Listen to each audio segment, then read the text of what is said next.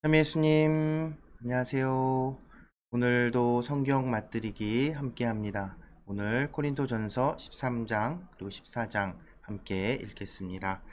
성부와 성자와 성령의 이름으로 아멘. 말씀은 바로 네 곁에 있고 내 입에 있고 내 마음에 있다. 주님, 성령의 빛으로 저희 눈을 여시어 주님의 길을 보게 하시고 저희 귀를 여시어 생명의 말씀을 듣게 하소서. 아멘. 성부와 성자와 성령의 이름으로 아멘. 사랑, 내가 이제 여러분에게 더욱 뛰어난 길을 보여주겠습니다. 내가 인간의 여러 언어와 천사의 언어로 말한다 하여도 나에게 사랑이 없으면 나는 요란한 징이나 소란한 꽹과리에 지나지 않습니다. 내가 예언하는 능력이 있고 모든 신비와 모든 지식을 깨닫고 산을 옮길 수 있는 큰 믿음이 있다 하여도 나에게 사랑이 없으면 나는 아무것도 아닙니다. 내가 모든 재산을 나누어 주고 내 몸까지 자랑스레 넘겨준다 하여도 나에게 사랑이 없으면 나에게는 아무 소용이 없습니다. 사랑은 참고 기다립니다. 사랑은 친절합니다. 사랑은 시기하지 않고 뽐내지 않으며 교만하지 않습니다. 사랑은 무례하지 않고 자기 이익을 추구하지 않으며 성을 내지 않고 앙심을 품지 않습니다. 사랑은 불의에 기뻐하지 않고 진실을 두고 함께 기뻐합니다. 사랑은 모든 것을 덮어주고 모든 것을 믿으며 모든 것을 바라고 모든 것을 견디어냅니다. 사랑은 언제까지나 쓰러지지 않습니다. 예언도 없어지고 신령한 언어도 그치고 지식도 없어집니다. 우리는 부분적으로 알고 부분적으로 예언합니다. 그러나 온전한 것이 오면 부분적인 것은 없어집니다. 내가 아이였을 때에는 아이처럼 말하고 아이처럼 생각하고 아이처럼 헤아렸습니다. 그러나 어른이 되어서는 아이적의 것들을 그만두었습니다.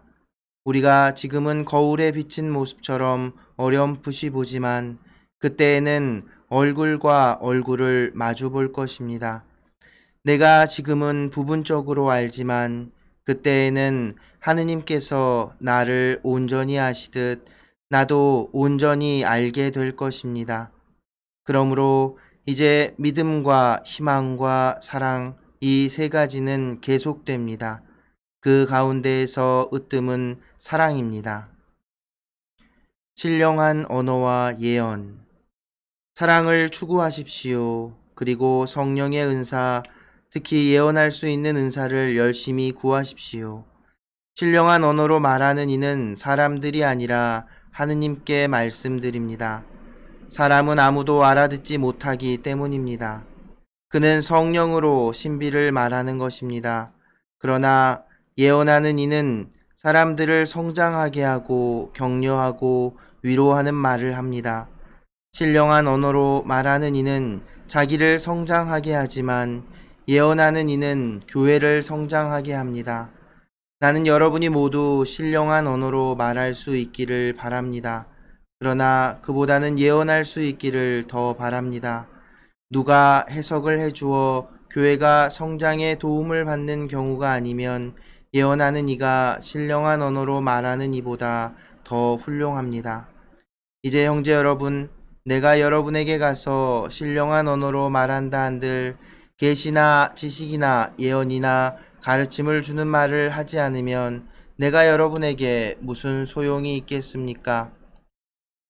마찬가지로 필이나 수금처럼 생명 없는 것들도 소리를 내지만 분명한 가락을 내지 않으면 피리로 불거나 수금으로 뜯는 곡을 사람들이 어떻게 알아들을 수 있겠습니까?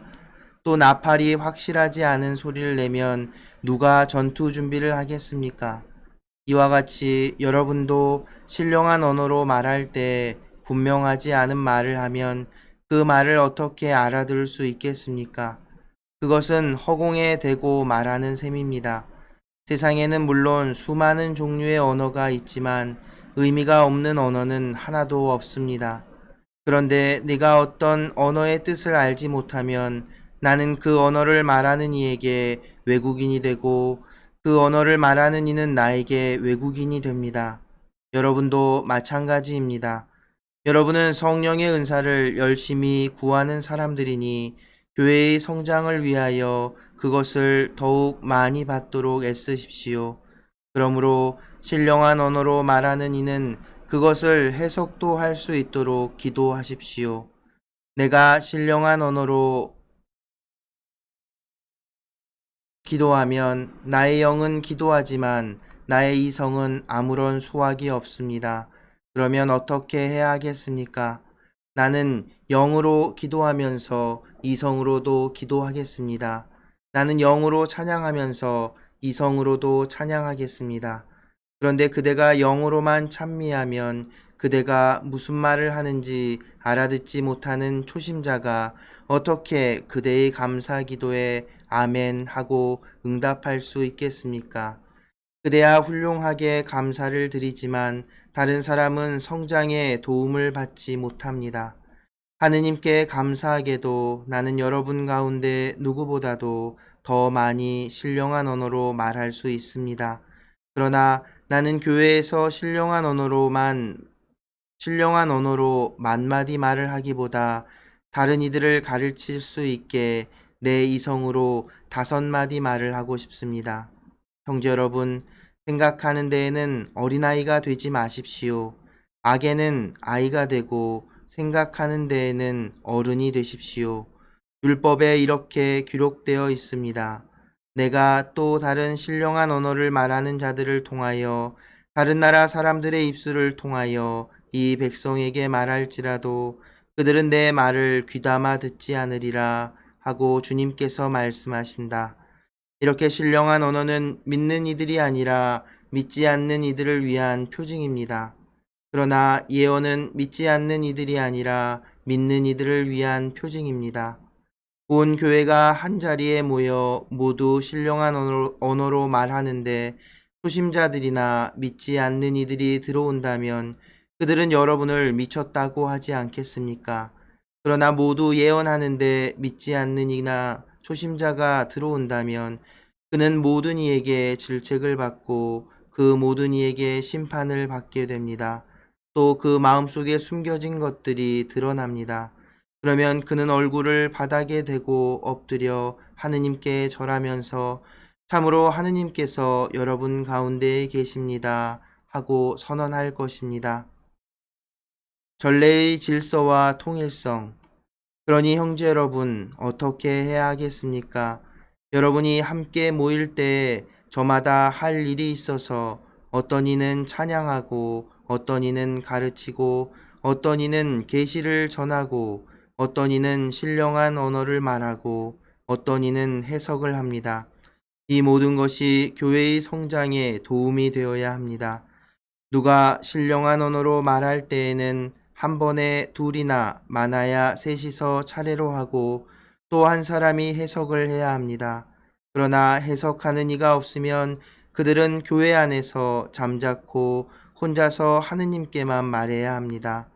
예언자들은 둘이나 셋이 말하고 다른 이들은 그것을 식별하십시오.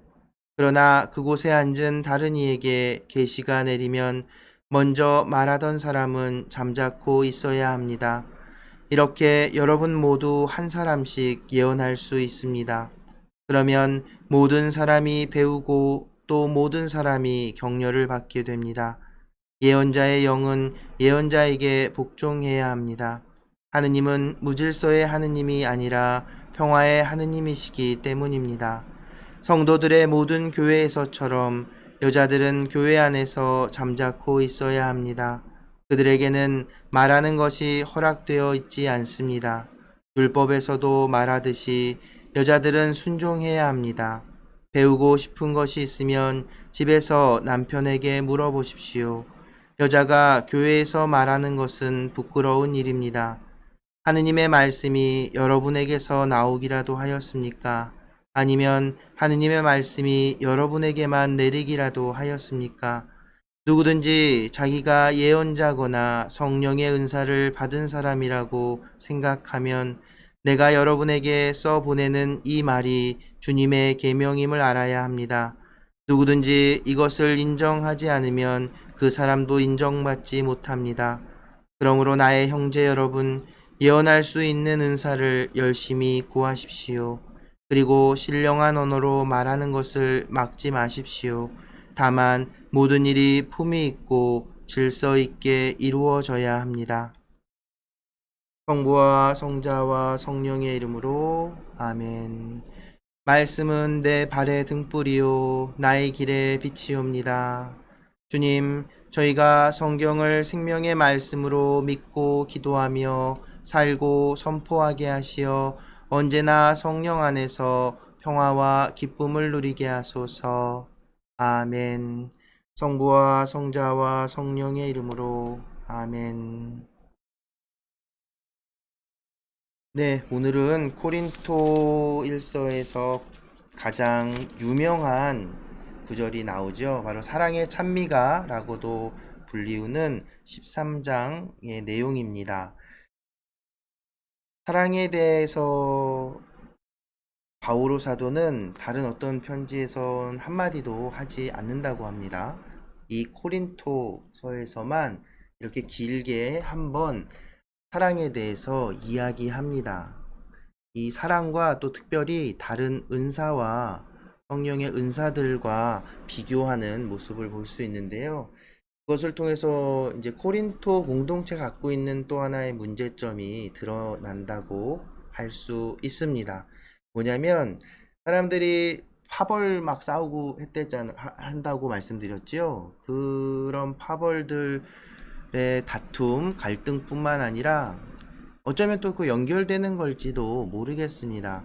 성령님께 받은 은사들에 대해서 또 네가 좋네, 내가 좋네, 뭐 이런 것들도 있었던 것 같고, 또 특별히 14장에서 신령한 언어, 소위 우리 요즘에는 방언이라고 하는 그것들을 그것들에 대한 이야기를 이제 이어서 합니다. 그런 모든 것들 다 하느님의 은총을 드러내고 하느님의 구원을 드러내는 것이지만 그 모든 것들이 그 바탕에 사랑이 없으면 그건 다 아무 소용이 없다는 겁니다. 아무짝에도 소용이 없다는 거죠. 그 말은 곧 공동체를 위한 것들이 아니면 함께 하기 위한 것들이 아니면 그런 은사나 특별한 능력들 그 모두가 다 소용없다는 겁니다. 바오로가 얘기하는 사랑은 어떤 감성적이고 감정적인 것 아닙니다.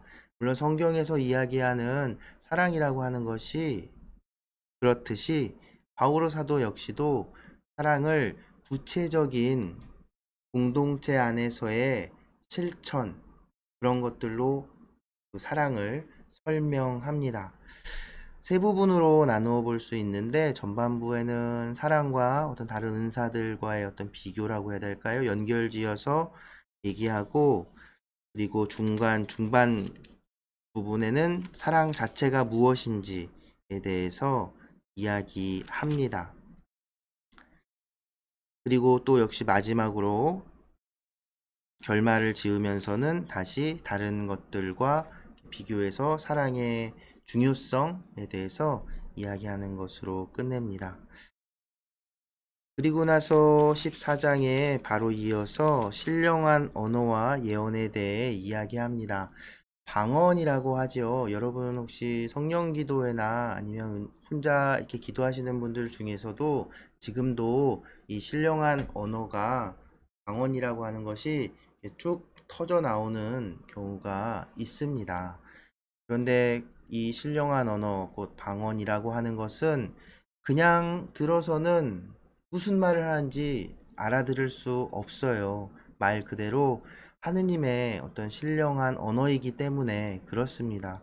그래서 얼핏 옆에서 보면 정말 미친 사람처럼 갑자기 기도를 막 열심히 하는데 그 기도 소리가 다막 어벌벌벌 뭐 이런 이상한 소리로 들리게 될 수 있다는 겁니다. 그래서 바울 사도도 분명히 얘기하지요. 신령한 언어는 개인적으로 하느님께 영이 드리는 기도다. 그것도 굉장히 소중하고 중요한 것이다.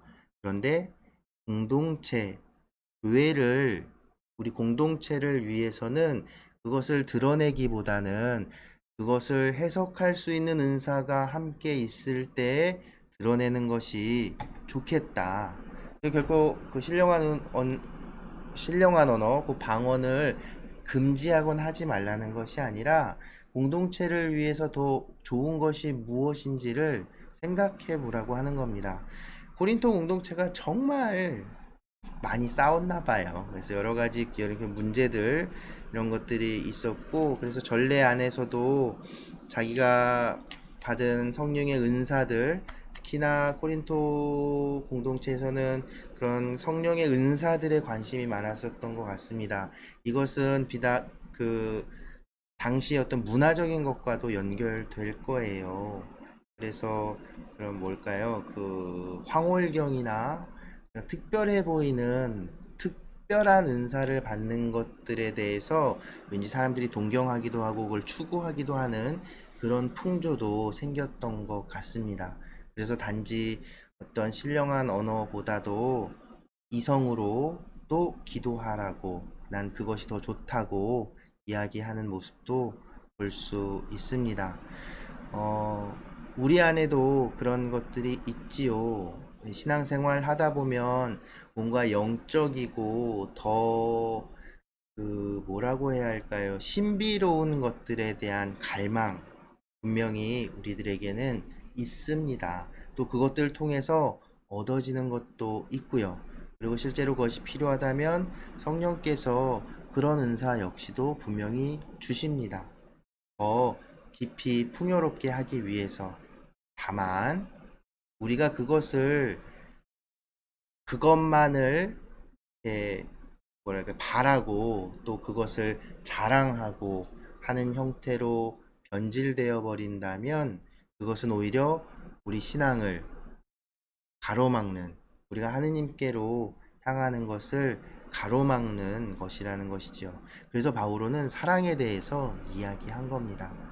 바오로 사도가 이야기하고 예수님께서 보여주신 사랑은 바로 이 십자가의 사랑, 자신을 내어주는 사랑임을, 자신을 드러내고 드러높이는 사랑이 아니라 자신을 내어주는, 그리고 공동체가 하나가 되도록 하는 그런 사랑임을 잊지 말아야겠습니다.